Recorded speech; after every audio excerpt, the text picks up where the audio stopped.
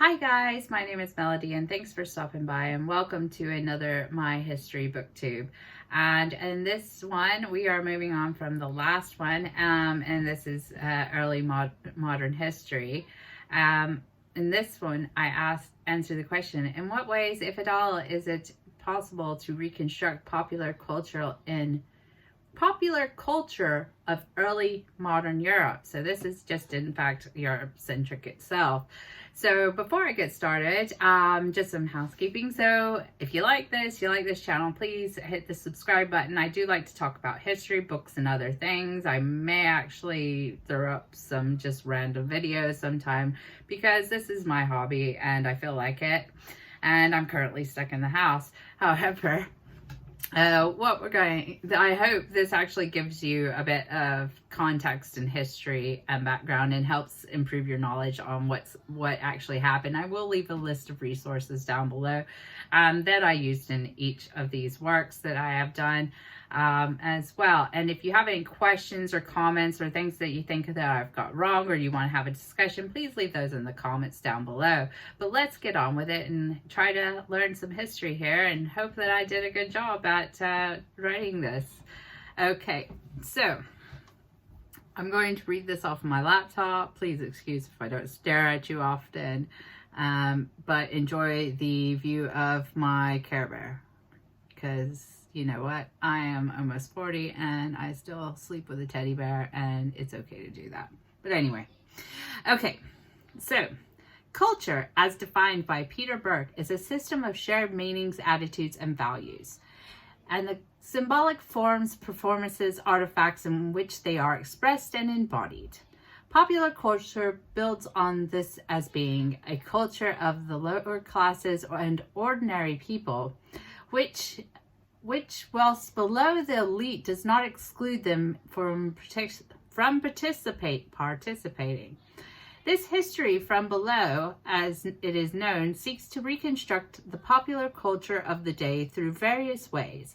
In early modern Europe, reconstructing the daily lives of those who are on the periphery of what could be defined as mainstream or elitist culture can be somewhat problematic.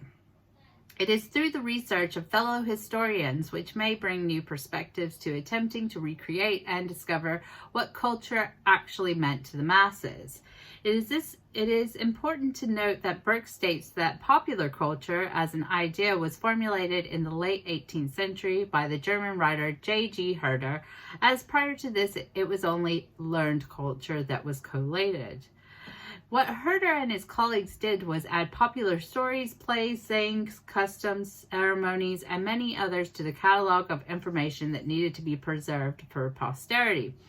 Not only this, but they also coined the terms folklore and folk song for the commoners' tales and songs, words which are still in use today when speaking of local popular culture by the masses.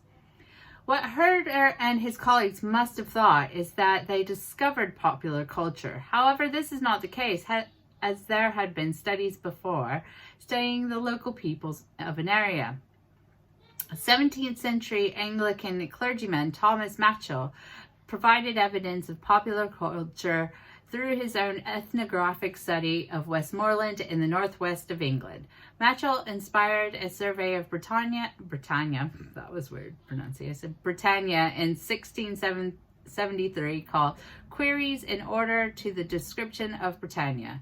Developed his own so he could preserve the culture of the area. His own pamphlet called That the Northern Counties which abound in antiquities and ancient gentry may no longer be buried in silence. Information is desired concerning the following queries as they lie in order, dated 1st of January 1676 to 1677, is the most extensive and detailed of the surveys that were sent out in this period, as it was directed to the most local level. What he believed was that the most common people would contribute stories and information of value that he would be able to record. Unfortunately for him, there was a poor response to these, with only one written response from the rector, Richard Singleton, of the parish of Melmerby surviving. It is possible that as a member of the elite, Machell underestimated the amount of people in the area who were literate and could provide answers to his queries. As Machell continued to collect antiquities, he also continued to collect and preserve local culture and customs, becoming a sort of chronicler for the northwest of England, as he was interested in everything which happened, including accidents involving locals. Most important of these in regards to popular culture is his recordings of what locals did in their free time. Rhymings and sayings, fables and legends, and with many of these recorded as an observer. So he observed this.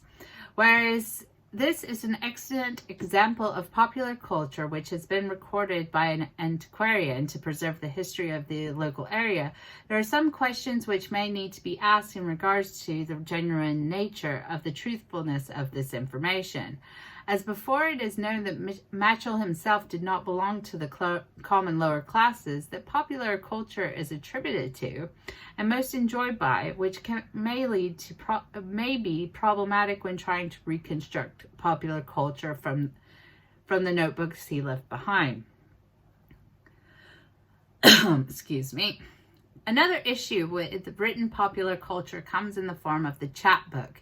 An accepted form of popular culture, chapbooks are said to have disseminated local fables, stories, songs, proverbs, and speeches to the masses. They were cheap, mass-produced, and readily available through the sales by chapmen who were traveling salesmen. They were accessible to those who were illiterate, as pictures could be viewed or they could be read aloud to those who could not read. The question of whether or not this actually popular culture the question of whether or not this is actually popular culture, as it is questionable whether or not the printers represented the consumer and reflected their values and tastes due to the availability of them to the middling and elite classes who bought just as many chapbooks as the masses. It was not only literature which was distributed in these books, but also propaganda of an ecclesiastical and a political nature. An example of this is pamphlets advising people on the evils of a Catholic monarch during the exclusion crisis. It is unknown whether this reflected the sentiments of the masses or was targeted propaganda used to shape the opinions of the people to support a specific agenda. However, it was also these same chapbooks which helped capture oral traditions popular with local populations. In France, through the Bibliothèque Bleue, popular culture was spread through villages, even though there was only approximately 10% literacy in men at the time. Villagers would have them read aloud in mass groups. The folklore that was reproduced in these books were mostly written by Perrault and contained his version of these, which included Sleeping Beauty, Little Red Riding Hood, Gargantua, Fortunatus, Robert le Diable, Jean de Calais, Le Quarter Fil Amon, I haven't took French for many years, and many more. Perrault himself was a courtier who picked up these tales from the original oral tradition and adapted them to be more palatable for a mass audience, which included the elite. The idea of this as popular culture is the original source material, the oral traditions, as well as where else this has been recorded, as the same tales appear across Europe during the same time period, with multiple versions of each existing. Quite a few of these would have been toned down for the elite and middling classes, as themes dealt with are of an unpalatable nature, especially for the Protestant audience, which highlights another problem with trying to reconstruct the popular culture of early modern Europe, as chapbooks may not contain accurate source material, as oral traditions were toned down to appeal to a larger audience, which included the elite and middling classes. Probably put that in there too much. These examples are only a few of the many issues which historians may come across when trying to build an overall picture of the picture of the culture of a specific group of people on the margins of society. As with Machell, many of these traditions, especially oral, were only written down when the literate upper classes took interest in them, such as with Russian popular songs from the 17th century, only surviving as British outsiders thought it would be worth writing down. Does that mean that the elites did not deem it worthy and it wasn't passed down in any oral tradition? Does that mean if the elites did not deem it worthy and it wasn't passed down to any oral tradition, it had been lost forever? Unfortunately, this is most likely the case, as literacy rates were very low at the beginning of the early modern period. So the way that we are viewing and reconstructing popular culture is through mediators. Even with autobiographies of the time by literate lay people, through the specific voice of the author. Quaker Josiah Langdale, a Yorkshire friend, wrote in 1723 about his experiences before joining the religion. In this, he speaks about how his father died when he was at school and how he had to come back to keep cows at the age of 10. He also states what he does in his free time during the 1670s and 80s, which includes playing football and dancing. Football is in like proper football, not American football, sorry. Just clarify. What is good about autobiographies such as these is that we can know about the local popular culture and customs through those who have lived it, such as the young people in this area being obsessed with dancing. On the other hand, we have someone who is now a Quaker reflecting upon his youth years, later meaning that he could be applying a religious ideology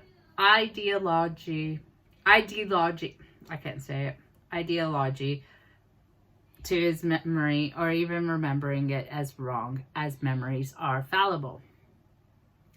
It is the mediators of the information that can cause issue with the interpretation of interpretation later, as there are other factors which may mean that it isn't helpful when reconstructing popular culture. This is as with performances such as songs, plays, and festival activities, which lose their context when put into writing. In some of these, there are parts missing as the audience was changed from a mass one to a more educated, higher class one, or that the performer was speaking too fast for an accurate transcript to be written for books. As well as this, there can also be problems with the translation, as other sources, such as the sermon, may be performed in one language but written in another, such as Latin, with both, as well as all the examples given in this essay here. The context is lost upon the modern eye, as we are not direct observers of the events, nor are we the intended audience. Of the places that we would assume a degree of accuracy when reflecting popular thought had been preserved as official records, such as those left from trials or reports of revolts. However, this again may not be the case, as with the Inquisitions, confessions may be coerced, and those on trial may have provided information which they thought the inquisitors wanted to hear in order to lead the trial to the best outcome at the time. When discovering peasant revolts, we find the leaders were often noblemen or priests, and not the actual peasants themselves. Therefore, the written evidence provided by these elites could have put the demands or reasons for the dissent into their voice instead of the common one, perhaps themselves having been coerced into leadership, not really being interested in the cause at all. The lack of common voices when it comes to their own popular culture does not end there, as women have a lack of representation during the early modern period. There are records which they have provided themselves for posterity. However, due to possible cultural differences, such as the collectors being male, the traditional culture of women may have been lost. So far, it has been the problem of how information was recorded during the early modern period, which meant that the reconstruction of popular culture was problematic for most modern historians. Another major issue is that of ourselves. The bias in which historians have for their subject may cause problems when trying to reconstruct the lives of the common people or to discuss history from below. Being elitist ourselves through our own education and high cultural bias, it is possible to view common culture as wistfully valorizing those from below, which skews the interpretation of data streams which may not be as palatable to a broader audience. For example, during the French Revolution, several printers killed their master and mistress's cats. The description of this and the response seemed that it was a huge joke for all those involved. However, the joke has been lost on the modern audience, as in this day and age, animal cruelty is definitely frowned upon. As modern historians, we can pick apart the context to popular culture at the time and how this incident fit into the social constructs. However, we can never truly understand in a way that the common layperson would at the time. So, will we ever be able to really bring popular culture of early modern Europe to life, or do we just have to realize that our own reconstruction may never give a true account of the way the lower classes enjoyed popular culture? Burke states that recovering the popular culture of this period requires careful study, which includes reading between the lines and looking for information that could be there but not overly such as in Inquisition court transcripts, as what could seem to be mundane could reveal colloquialisms and insights into the culture of those on trial providing evidence. He also advocates working backwards with the evidence, which means searching for similar evidence from the 18th century, as a greater proportion of the chapbook's popular prints and broadsides has survived. Working backwards to piece the fragmentary evidence from previous centuries together to provide an overall picture of the popular culture. As well as this physical evidence can provide further insight into popular culture. There is something to be said for the crafts and artisans of the time, as artifacts such as clothes and folk art can speak volumes when it comes to interpreting a symbolic system. It speaks of community, of what was fashionable and what was consumed, and how those objects and images were important to them as a social class. Even with all the information that we do have available to ourselves as historians when it comes to attempting to recreate or discover popular culture from early modern Europe, there is a plethora of issues that arise. Due to these, it may never be possible to reconstruct popular culture in a way that fully encompasses its meaning in the same way that we are able to in the modern period, modern being now. Okay, so that's all of that. Sorry for my stumbles. Some of the words I can write, but I can't read. Also, I did see where I've got a lot of syntax errors and that, to be fair. But anyway, but the main point of it being is that because we're looking for his popular culture for the masses, it's really hard to actually understand that as historians and as like people of this age, because we don't have the context available to us. And we're looking at stuff that has been written down by the elite or middle classes that may not accurately reflect pieces of information that was relayed to them orally or seen from lower classes, because like say they might not get the joke because it's sort of like an inside sort of class thing. Whereas now what we do have is we have video, we have things like that. We can capture what's going on. We can look at stuff with lower classes, and we all know like culture and things. And maybe there'll be a time when people in the future also think of us this way as well, because a lot of things written now is very elitist. And you look at history is sometimes written by the winners in a situation, so it's made up, and they'll see a viewpoint of this way. But and it counts is that we can try to understand the best we can, but we'll never fully understand is what the way it is.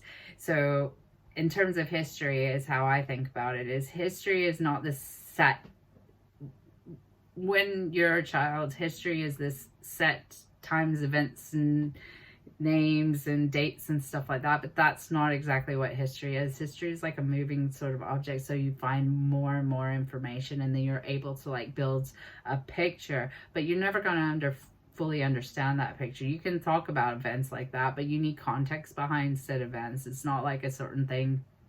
It's going to be like, oh, well, this person won the battle of this, or this group of people won the battle of this on this. And the question is why it happened, what was the context about, what was the situation involved, that sort of thing. That's what you're really asking yourself, is like, can I build a picture on what surrounded this event and why this was so important. And that's what history is at the moment. So I hope you all have gotten something out of this. And if you enjoy me reading really badly, I will eventually get to like where I'm not reading my essays. However, this week, if you see my other video, was a bit of a tough week for me.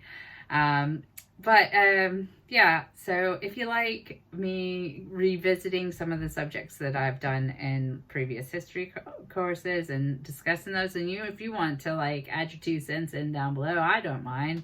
I take your 2 cents. I take your 5 cents. $1 maybe, honey? No, I'm just kidding. I'm not begging. It's fine.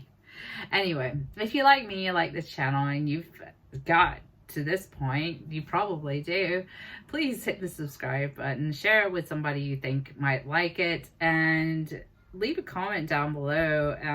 I like constructive criticism. If you want to talk about like how big my forehead is, jog on kitty. But anyway, resources and links down below. Thank you very much for watching. Stay safe, stay positive. I love you guys, and I will see you in the next one. Bye.